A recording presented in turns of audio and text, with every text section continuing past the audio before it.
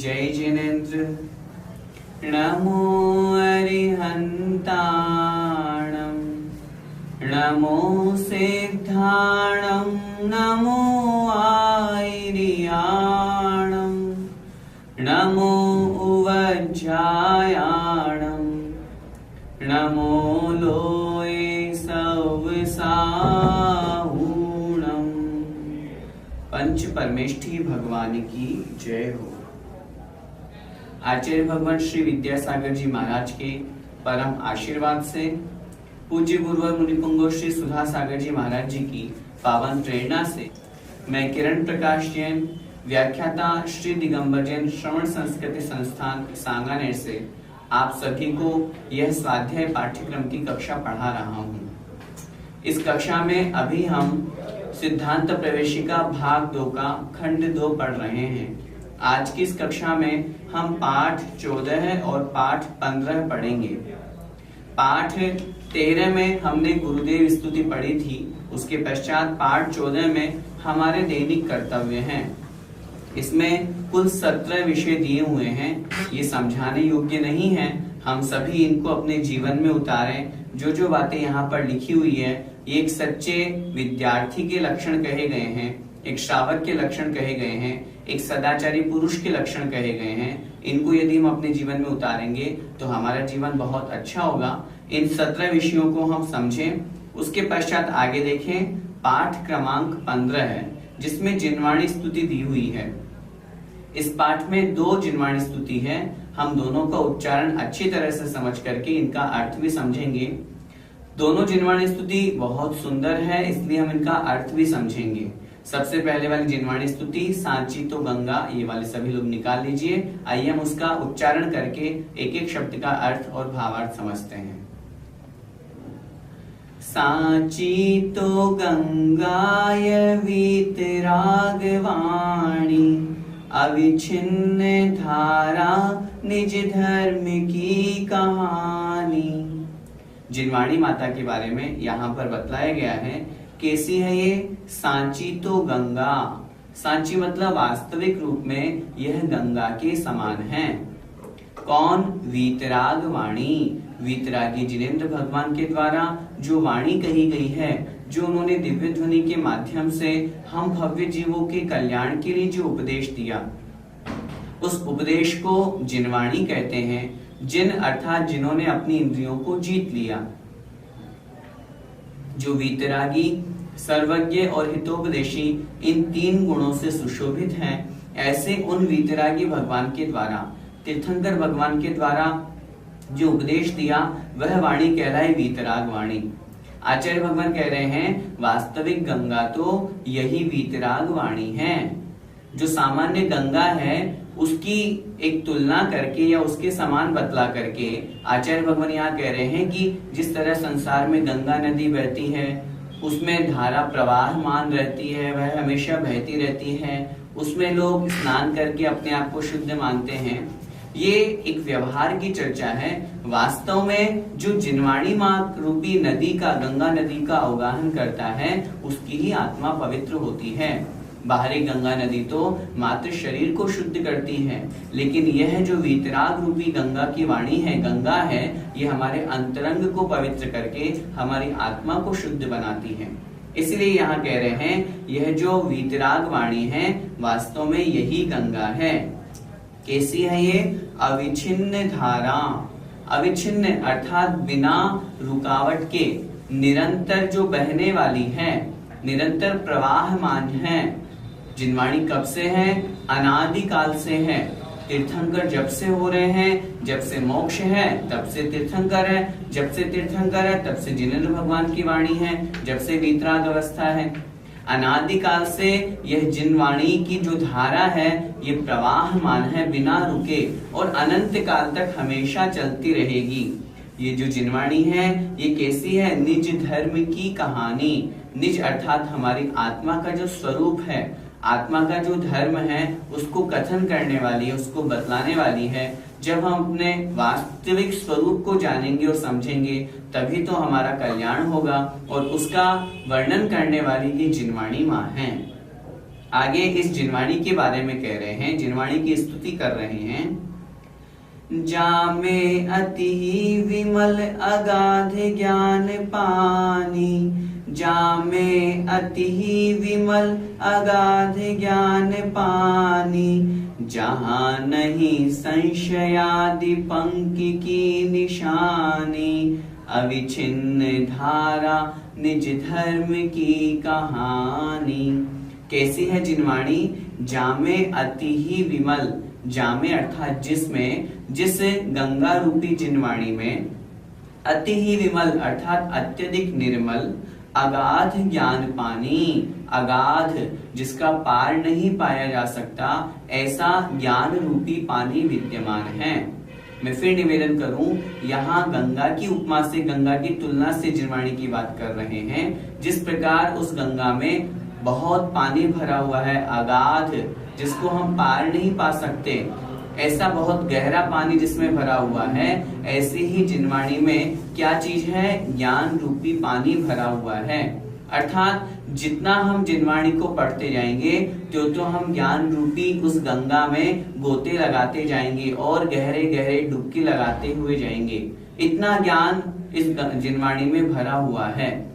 आगे कह रहे हैं, जहां नहीं संशय आदि, जैसे सामान्य से कहते हैं जहां पानी होता है वहां पंख अर्थात कीचड़ होता है, लेकिन ये गंगा रूपी जो जिनवाणी है ये इतनी शुद्ध है, इतनी साफ है कि जहां पर संशय आदि जो ज्ञान के दोष कहे गए हैं, संशय, विपर्य, अनध्यवसाय, संशय का तात्पर्य है ज्ञानाध्ययन करते हुए, ज्ञान आराधना करते हुए मन में यदि किसी प्रकार का कोई डाउट हो जाता है, कोई विकल्प हो जाता है, स्वर्ग का वर्णन चल रहा है, 16 स्वर्ग बढ़ा रहे हैं, अब पता नहीं होते हैं या नहीं होते, नरक का वर्णन चल रहा है, नरकों में इतना दुख होता है, उन दुखों को सुन करके समझ करके क्या पता किसी के मन में शंका हो जाए, तो जिनवाणी जो है वो शंका आदि, संशय आदि दोषों से रहित है। इसलिए यहाँ पर उन दोषों को, उन संशय आदि विकल्पों को पंख अर्थात कीचड़ की उपमा देते हुए कह रहे हैं कि ऐसी है शुद्ध गंगा की वाणी है जिसमें संशय आदि जो कीचड़ हैं उनकी निशानी भी नहीं है, किंचित मात्र भी जहां पर संशय आदि दोष नहीं है, ऐसी है शुद्ध गंगा की वाणी है, गंगा रूपी वाणी है, जिनवाणी है। आगे कह रहे हैं, सप्तभंग जह तरंग उछलत सुखदानी, सप्तभंग जह तरंग उछलत सुखदानी, संत चित्त मराल वृंद रमे नित्य ज्ञानी, अविच्छिन्न धारा निज धर्म की कहानी। कैसी है यह जो जिनवाणी है? सप्तभंग जह तरंग, जिस प्रकार नदी में तरंगे उठती रहती है उसी प्रकार ये जो जिनवाणी है इसमें सप्तभंग रूपी तरंगे हैं। सप्तभंग कौन कौन से होते हैं? हमारे यहाँ पर हमारे जैन धर्म का, जैन दर्शन का और जैन शास्त्रों का एक प्राण कहा गया है अनेकांत। प्रत्येक वस्तु अनेकांतात्मक होती है, एकांत रूप से किसी भी पक्ष को हमारे यहाँ स्वीकार नहीं किया गया है। सापेक्षता से युक्त होकर के ही वस्तु का वर्णन किया जाता है, तभी वह कथन, वह वर्णन सत्य माना जाता है। उस अनेकांत को जो कथन करने की पद्धति है वह कहलाती है स्याद्वाद। उस शैली का नाम है स्याद्वाद। स्याद्वाद में सप्तभंग का न्याय प्रसिद्ध है। 7 प्रकार के कथन होते हैं। किसी भी वक्ता के द्वारा या किसी भी प्रश्नकर्ता के द्वारा किसी भी वस्तु को समझने अथवा समझाने के लिए 7 प्रकार के प्रश्नों का सहारा लिया जाता है। 7 प्रकार के प्रश्नों में वह पूरा का पूरा जो सार है या यूं कहें उस वस्तु के बारे में पूरा का पूरा ज्ञान हो जाता है। सप्तभंग के अलावा कोई 8वां कथन या 8वां प्रश्न नहीं बनता है। इसीलिए सप्तभंग न्याय प्रसिद्ध है, जिसमें स्यात् अस्ति, स्यात् नास्ति, स्यात् अवक्तव्य, स्यात् अस्ति अवक्तव्य, स्यात् नास्ति अवक्तव्य, स्यात् अस्ति नास्ति अवक्तव्य, और पूर्व में एक रह गया स्यात् अस्ति नास्ति। स्यात् का अर्थ होता है किंचित, स्यात् अस्ति अपेक्षाकृत वस्तु है, अपेक्षाकृत वस्तु नहीं है, यह हुआ स्यात् नास्ति। तीसरे नंबर पे स्यात् अस्ति नास्ति, अपेक्षाकृत वस्तु है भी सही और अपेक्षाकृत नहीं भी है। स्यात् अस्ति अवक्तव्य, अर्थात वस्तु है तो सही लेकिन फिर भी कह नहीं सकते। स्यात् नास्ति अवक्तव्य, वस्तु नहीं है लेकिन फिर भी कह नहीं सकते। स्यात् अस्ति नास्ति अवक्तव्य, अर्थात वस्तु है भी सही, वस्तु नहीं भी है लेकिन कह नहीं सकते। और अंत में स्यात् अवक्तव्य, अर्थात है लेकिन कहा नहीं जा सकता। इस प्रकार से ये सप्तभंग की जो परंपरा है ये हमारे जैन आगम में कही गई है, इसी को सप्तभंगी न्याय कहते हैं। इसलिए यहाँ कह रहे हैं सप्तभंग जह तरंग, जिस गंगा रूपी जिनवाणी में 7 प्रकार की तरंगे उठती रहती हैं, उछलत सुखदानी, उछलती रहती है, उछाल मारती रहती है। और ये जो सप्तभंग न्याय है, सापेक्षता का जो सिद्धांत है, सुखदानी, सुख को देने वाला है। आज संसार में जितने भी झगड़े हो रहे हैं, वाद विवाद हो रहे हैं, उसका सबसे बड़ा कारण है हम एकांत पक्ष को लेकर के बैठ जाते हैं, हम दुराग्रही हो जाते हैं, हम कुंठाग्रस्त होकर के नहीं, जो मैंने कहा वास्तव में यही सत्य है, इस प्रकार अपनी बात को लेकर के हम हठवशात सामने वाले से बैरभाव बांध लेते हैं। लेकिन हमारा जैन धर्म, जैन सिद्धांत कहता है हमें इस प्रकार से एक ही पक्ष को लेकर के हठाग्रह नहीं करना चाहिए। हमें, हमारा धर्म कहता है हम अनेकांतवादी हैं, प्रत्येक वस्तु अनेकांतात्मक है। हम किसी वस्तु को एक अपेक्षा से सही नहीं कह सकते। कहने का तात्पर्य है, जैसे माना कि यदि कोई कहे आत्मा तो नित्य है, आत्मा हमेशा रहने वाली है, हम कहेंगे जब आप आत्म स्वरूप की बात करोगे, संसारी जीव की अपेक्षा से यह पुनः पुनः नवीन नवीन पर्यायों को प्राप्त होती है, मुक्त अवस्था में भी उत्पाद व द्रव्य से युक्त है। इसलिए जब पर्याय की बात करें तो यह अनित्य है, जब द्रव्य की बात करें तो यह नित्य है। वस्तु कोई सी भी हो, द्रव्य की अपेक्षा से नित्य है, पर्याय की अपेक्षा से अनित्य है। आधा गिलास पानी का भरा हुआ है, कोई कहे आधा गिलास भरा हुआ है, एक दूसरा व्यक्ति कह रहा है जिसकी दृष्टि खाली की तरफ है तो वो कहेगा आधा गिलास पानी का खाली भी तो है। अब जिसने भरा हुआ कहा वो तो झगड़ने लग जाएगा, नहीं भरा हुआ है आप खाली क्यों कह रहे हो। जिसने खाली की ओर देखा और कहा कि आधा गिलास खाली है, वो झगड़ने लग जाएगा कि नहीं खाली है, आप भरा हुआ कैसे कह रहे हो। दोनों अलग अलग हैं, दोनों अपने अपनी अपेक्षा से सही है, लेकिन दोनों अकेले कथन कर रहे हैं, इसलिए दोनों में झगड़ा हो रहा है। लेकिन जब दोनों ही मिल जाएंगे तब झगड़ा खत्म हो जाएगा। दोनों बोलेंगे, जब हाँ पानी की बात करेंगे तो पानी होने की अपेक्षा से आधा गिलास भरा हुआ है, पानी नहीं होने की अपेक्षा से आधा गिलास खाली है, दोनों का झगड़ा समाप्त। इसी का नाम अनेकांत है। इसलिए आचार्य महाराज यहाँ कह रहे हैं ये जो सप्तभंग का न्याय है, अनेकांत का सिद्धांत हमारे जो जिन शास्त्रों में मिलता है, यह सुखदानी, सुख देने वाला है। संत चित्त मराल वृंद रमे नित्य ज्ञानी, जिस प्रकार नदियों के समीप में, तालाब समुद्रों के समीप में मराल जो हंस होते हैं वो विचरण करते हैं, ठीक उसी प्रकार यह जो जिनवाणी है, उस जिनवाणी रूपी गंगा के समीप में संत चित्त, जो सज्जन लोगों का चित्त होता है, वो रमण करता है। जो साधु लोग होते हैं, सज्जन लोग होते हैं, वे तो हमेशा इसी जिनवाणी के समीप में रहना चाहते हैं। तो यहाँ कह रहे हैं संत चित्त मराल वृंद, अर्थात सज्जन लोगों के चित्त अर्थात जो मन है, ये हंस रूपी समूह के समान रमे नित्य ज्ञानी, वे ज्ञानी जो जीव हैं वे हमेशा उसी जिनवाणी रूपी गंगा के आसपास वहीं पर ही रमण करते रहते हैं।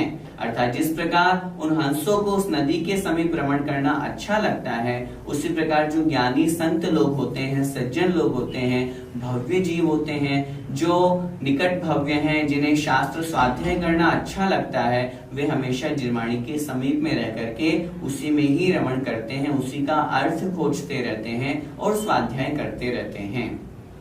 आगे कह रहे हैं, जाके अवगाहन ते शुद्ध होय प्राणी, जाके अवगाहन ते शुद्ध होय प्राणी, भाग चंद निहिचे घट माहिया प्रमाणी, अविछिन्न धारा निज धर्म की कहानी, सांची तो गंगा या वीतराग वाणी, अविछिन्न धारा निज धर्म की कहानी। जाके अवगाहनते, जिस प्रकार लोक व्यवहार में उस गंगा नदी में स्नान करने पर व्यक्ति अपने आप को शुद्ध समझता है, शुद्ध मानता है, उसी प्रकार जिस जिनवाणी रूपी गंगा में अवगाहन करने से, डुबकी लगाने से, स्नान करने से शुद्ध होए प्राणी, यह प्राणी शुद्ध हो जाता है। आज तक जितने महानुभावों ने, जितने जीवों ने मोक्ष पद को प्राप्त किया है, इसी जिनवाणी के अनुसार किया है। जिनेंद्र भगवान जो पूर्व में मोक्ष को प्राप्त हुए, उन्होंने जो उपदेश दिया, उस उपदेश के माध्यम से भव्य जीवों ने उस मोक्ष मार्ग पर प्रवर्तन किया और उसके अनुसार प्रवर्तन करने के साथ में ही, कारण से ही वे मोक्ष मार्ग पर लगे और उन्होंने भी मोक्ष पद को प्राप्त किया। इसलिए आत्मा शुद्ध कब होगी? जब यह ज्ञानी जीव उस जिनेंद्र भगवान के द्वारा बताए हुए जिनवाणी के मार्ग पर चलेंगे। इस जिनवाणी स्तुति के जो रचयिता है वो है भागचंद जी। वो कह रहे हैं, निश्चय अर्थात निश्चय नहीं की अपेक्षा से घट माहि या प्रमाणी, अर्थात जिस तरह आत्म स्वरूप है उसके प्रमाण यह ज्ञान कहा गया है। शास्त्रों में वर्णन आता है, आदानान प्रमाणम, आत्मा कितनी है? ज्ञान प्रमाण है। जितनी आत्मा उतना ज्ञान, आत्मा जितना है उतना ज्ञान, इसलिए कहा गया है। एक गाथा आती है, आदानान प्रमाणम नाणम णेय प्रमाणम उद्दिष्टम णेयम लोया लोयम तम्हाणाणम तु सवगदम। आत्मा ज्ञान प्रमाण है। ज्ञान कितना है? ज्ञान ज्ञेय के बराबर है। ज्ञेय का अर्थ होता है जानने योग्य। ज्ञेय कितना है? लोया लोयम, लोक और अलोक। इस अपेक्षा से आत्मा सर्वगत है। घट माही से यहाँ तात्पर्य है आत्म स्वरूप प्रमाणी, अर्थात बराबर प्रमाण। इस प्रकार हमने इस जिनवाणी स्तुति में उन जिनवाणी माँ का यहाँ पर स्तवन किया। जो जिनेंद्र भगवान की वाणी है उनका हमने स्तवन किया, उनका गुणगान किया। यहाँ पर जो भागचंद जी इस स्तुति के रचयिता हैं, उन्होंने जिनवाणी को एक गंगा की उपमा देते हुए लोक व्यवहार वाली जो गंगा है उसको दूर करके जो सच्ची गंगा है वो जिनवाणी माता को बताया है। और जो उस वास्तविक गंगा है, ऐसी जिनवाणी माता का जो जीव आश्रय लेता है, निश्चित रूप से उसमें अवगाहन करता है, उसकी तरंगों को प्राप्त करता है, उसके समीप में बैठता है, जिनवाणी का रसपान करता है, उसको हृदय सात करता है, आत्मसात करता है और उसके अनुसार प्रवर्तन करता है, तो वह निश्चित रूप से अपनी आत्मा का कल्याण करता है। बहुत सुंदर जिनवाणी स्तुति है। हम सभी को इस जिनवाणी स्तुति को पढ़ करके याद करना चाहिए। और जब कभी भी शास्त्र सभा हो अथवा जब भी हम कभी स्वयं जिनवाणी पढ़ें अथवा पढ़ावें, तब इस प्रकार की जिनवाणी स्तुति करके जिनवाणी की विनय करनी चाहिए। इस पाठ में एक और जिनवाणी स्तुति दी है, हम उसका भी अर्थ समझते हैं। उच्चारण के साथ में देखें। चरणों में आ पड़ाऊं हे द्वादशांग वाणी, मस्तक झुका रहा हूँ हे द्वादशांग वाणी। जिनवाणी स्तुति हम कर रहे हैं। इन दो पंक्तियों का अर्थ तो सरल है, फिर भी देखें। चरणों में आ पड़ा हूँ हे द्वादशांग वाणी। जिनवाणी को हम द्वादशांग रूप जिनवाणी माता कहते हैं, क्योंकि हमारे यहाँ पर जो श्रुत ज्ञान है, आचार्यों ने उसे 12 अंगों रूप में विभाजन किया है। जिनेंद्र भगवान ने जो दिव्य ध्वनि के माध्यम से उपदेश दिया, गंधर्व परमेष्ठी ने उन्हीं जिनेन्द्र भगवान की उस दिव्य ध्वनि को 12 अंग रूप में विभाजन किया। आचारांग, सूत्रकृतांग, स्थानांग, समवायांग आदि करके 12 अंग लिखे, इसलिए 12 को संस्कृत में द्वादश कहते हैं। तो 12 अंगों से युक्त जो वाणी है, ऐसी द्वादशांग वाणी, उसको संबोधन करते हुए यहाँ पे हम कह रहे हैं, हे जिनवाणी माँ, हे द्वादशांग वाणी, मैं आपके चरणों में आ पड़ा हूँ, आपके चरणों में आया हूँ, मुझे आप सहारा दीजिए। मस्तक झुका रहा हूँ, मैं आपके चरणों में मस्तक झुका रहा हूँ, आपको नमस्कार कर रहा हूँ, मैं आपको प्रणाम कर रहा हूँ। हे द्वादशांग वाणी, आप कैसी हैं? जिनवाणी की क्या महिमा है, क्या स्तुति? वो आगे कह रहे हैं, मिथ्यात्व को नशाया निज तत्व को बताया, आपा पराया भाषा हो भानु के समानी। कैसी है जिनवाणी माँ? जिन्होंने मिथ्यात्व को नशाया। जिनवाणी के पढ़ने से हमारा सबसे बड़ा जो शत्रु है मिथ्यात्व, उसका विनाश हुआ। क्यों? जिस प्रकार एक सूर्य के प्रकाश के द्वारा, आगे यहाँ पर जो उपमा दे रहे हैं, भानु के समानी, भानु अर्थात सूर्य, जैसे सूर्य के द्वारा संसार में प्रकाश फैलाया जाता है, अंधकार का नाश किया जाता है, एक छोटे से दीपक के द्वारा प्रकाश फैला करके अंधकार का नाश किया जाता है, उसी प्रकार जिनवाणी रूपी दीपक के द्वारा, शास्त्र रूपी दीपक के द्वारा हमारे अंदर जो बैठा हुआ मिथ्यात्व था, घोर अंधकार था, वो समाप्त हुआ और सम्यक्त्व का उजाला, सम्यक्त्व का प्रकाश हमारे जीवन में आया। और निश्चित रूप से हम जिनवाणी पढ़ते हैं तब हमें सच्चे देव, सच्चे शास्त्र और सच्चे गुरु का स्वरूप समझ में आता है, और इस जिनवाणी के माध्यम से ही हमारा मिथ्यात्व समाप्त होता है। हम जो 12 वर्षीय पाठ्यक्रम पढ़ रहे हैं, ये जो कक्षा पढ़ रहे हैं, मैं इसमें भी आप लोगों को निवेदन करना चाहूंगा, हमारा यह पढ़ना तभी सार्थक होगा जब हम मिथ्यात्व से बचें, सम्यक्त्व में लगे, तब तो हमारा जिनवाणी माता को स्तवन करना सार्थक होगा, तब तो हमारा मिथ्यात्व समाप्त होगा और सम्यक्त्व में हमारा प्रवेश होगा। इसलिए यहाँ कह रहे हैं, इसी जिनवाणी माता के द्वारा मिथ्यात्व को नाश कराया गया, निज तत्व को बताया। शास्त्रों में ही तो निज तत्व, आत्म तत्व का स्वरूप का वर्णन हमें कहाँ से प्राप्त हुआ? इसी जिनवाणी माँ के द्वारा हमें इस आत्म स्वरूप का बोध हुआ। 7 तत्वों का स्वरूप हमने जाना, उसमें सबसे पहले जीव तत्व, मैं आत्मा हूँ, यह शरीर मुझसे भिन्न है। इन दोनों के प्रति जो हम राग द्वेष करते हैं, वही आश्रव का कारण है। इस तरह से 7 तत्वों का वर्णन हमने पढ़ा, उसमें निज तत्व जो आत्म स्वरूप है, उसका स्वरूप हमने जाना। आपा पराया भाषा, आपा अर्थात आत्म स्वरूप, पराया मतलब आत्म द्रव्य के अलावा जितने भी द्रव्य हैं, शरीर आदि जितने भी पुद्गल हैं, ये सब जो हैं, इनके बारे में जो हमें ज्ञान हुआ, किसके समान? भानु के समानी। भानु अर्थात सूर्य, सूर्य के समान।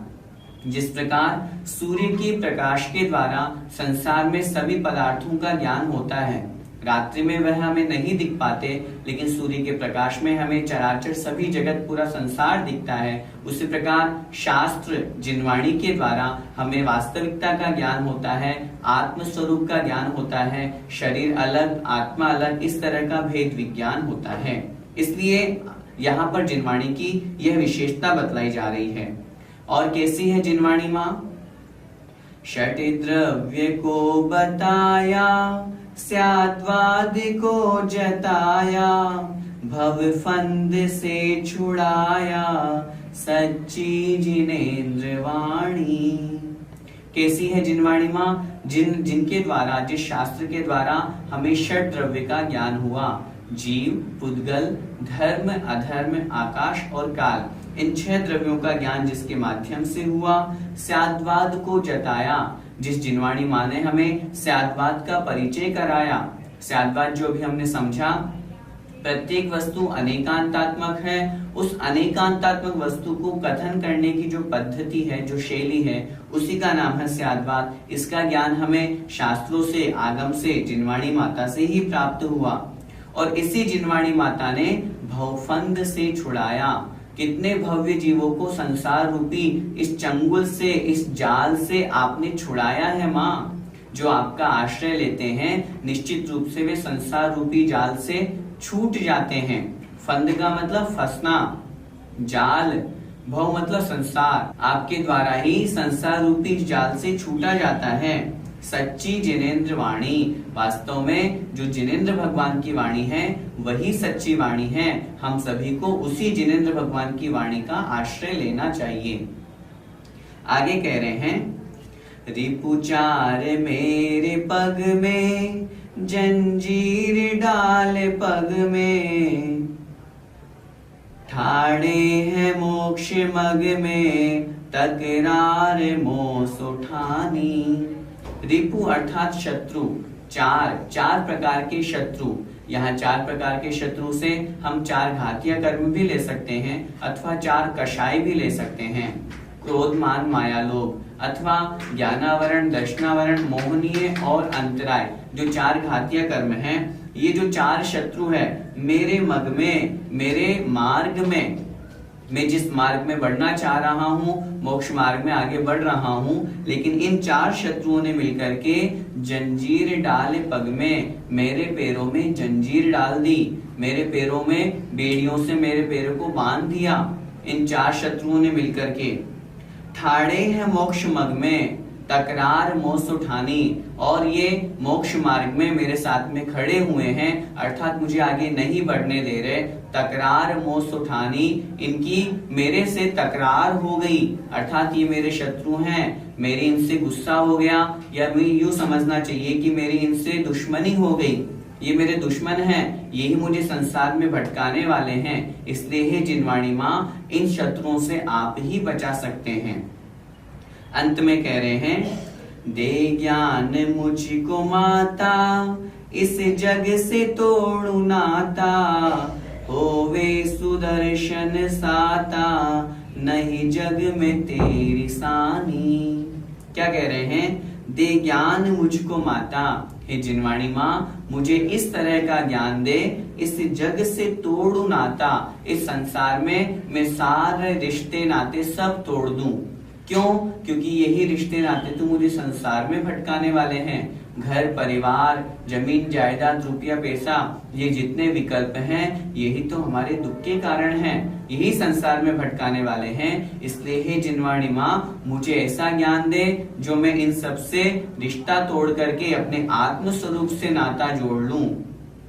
होवे सुदर्शन साता, इस जिनवाणी स्तुति की रचयिता जो हैं वो सुदर्शन लाल जी हैं, उन्होंने अपना नाम लिखा है। अर्थ की अपेक्षा से भी हम बात करें तो यहाँ पर सुदर्शन अर्थात हे जिनवाणी माँ, मुझे सम्यक दर्शन होवे। जो मैं लक्ष्य बना करके चला हूँ अपने जीवन का, मिथ्यात्व को मैं समाप्त करूं, सम्यक दर्शन को प्राप्त करूं। उस सम्यक दर्शन के साथ में साता होवे, मुझे सदा आनंद सुख की प्राप्ति होवे। मैं संसार में किन्हीं भी विकल्पों में नहीं फंसूं, नहीं जग में तेरी सानी, वास्तव में हे जिनवाणी माँ, तेरे समान, सानी से तात्पर्य समानी, तेरे समान इस संसार में कोई नहीं है, तेरे समान नाम इस संसार में और किसी का नहीं है। तुम जैसी हो वैसा इस संसार में कोई नहीं है। इसलिए हे जिनवाणी माँ, मैं आपके चरणों में आया हूँ, आपकी वंदना कर रहा हूँ, आपसे प्रार्थना कर रहा हूँ, मुझे इस संसार रूपी समुद्र से निकाल लो, मुझे इस संसार रूपी जंगल से, मुझे इस संसार रूपी जाल से छुड़ा करके और परम पद मोक्ष पद को प्राप्त कराओ। इस तरह की भावना इस जिनवाणी स्तुति में की है। और फिर अंत में कहा है, चरणों में आ पड़ा हूँ, हे द्वादशांग वाणी, मस्तक झुका रहा हूँ, हे द्वादशांग वाणी, अर्थात हे जिनवाणी माँ, मैं आपके चरणों में आया हूँ, मैं मस्तक झुका रहा हूँ, मुझे स्वीकार करो और मुझे इस भवफंद से छुड़ाओ, ताकि मैं भी उन आत्म स्वरूप को प्राप्त करके तीर्थंकर और जो पूज्य पुरुष हुए हैं उन भगवंत को, उन सिद्ध अवस्था को मैं भी प्राप्त कर सकूं। इस प्रकार आज की इस कक्षा में हमने 2 जिनवाणी स्तुति पढ़ी। दोनों जिनवाणी स्तुति बहुत सुंदर है, गुनगुनाने लायक है। हम जब कभी समय मिले जिनवाणी स्तुति के समय तो हम पढ़े ही पढ़े, उसके अलावा भी हम इसका स्मरण करें ताकि हमारा मन शुभोपयोग में लगे और इस जिनवाणी का आश्रय लेकर के हम भी संसार समुद्र से पार हो सके। इसी मंगलमय भावना के साथ जय जिनेंद्र।